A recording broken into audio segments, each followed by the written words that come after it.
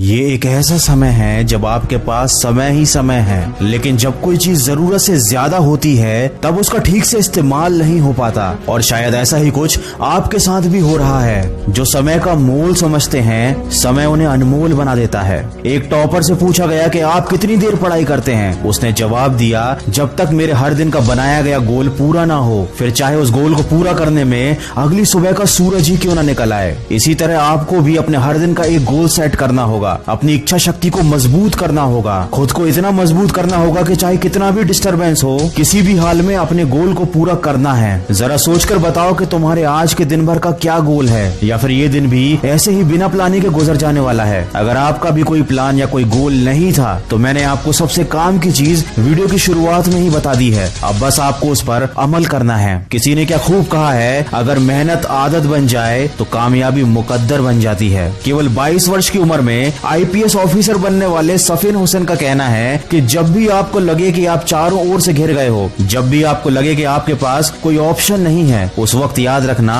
यही वो मोमेंट है जहां से आपकी तकदीर बदलने वाली है। एक हीरा जितना ज्यादा घिसता है उसकी कीमत उतनी ही ज्यादा होती है। अगर अभी परिस्थिति आपके खिलाफ है तो याद रखना आपकी कीमत बढ़ने वाली है। जरूरत है तो सिर्फ आपकी मेहनत और लगन की। हम सब में बचपन में एक आदत होती थी, जब बाजार में किसी खिलौने के लिए हम जिद करते थे तो माँ बाप के लाख समझाने के बाद भी हमको बात समझ में नहीं आती थी। जब तक हम उस खिलौने को पा नहीं लेते थे, कोशिश करते रहते थे। शायद हमारा बचपन ही अच्छा था। कम से कम किसी चीज को पाने की हमारे दिल में शिद्दत तो थी। किसी चीज को हासिल करने के लिए कम से कम हम किसी विकल्प की तलाश तो नहीं करते थे, और ना ही कोई सरल रास्ता खोजते थे। वही बचपन वाली जिद हमको फिर अपने अंदर जगानी है। मन को नहीं करने देनी उसकी मनमानी है। खुद को याद दिलाओ, जो ठानी है वह ठानी है, जो तुमको भटका रही हैं वो सारी बातें बेमानी हैं। अगर आप एक मिर्च का पौधा लगाते हो तो ये कुछ ही महीनों तक आपको मिर्च देगा, लेकिन ये पौधा इतना ताकतवर नहीं होगा कि लंबे समय तक जीवित रहकर आपको फल दे सके।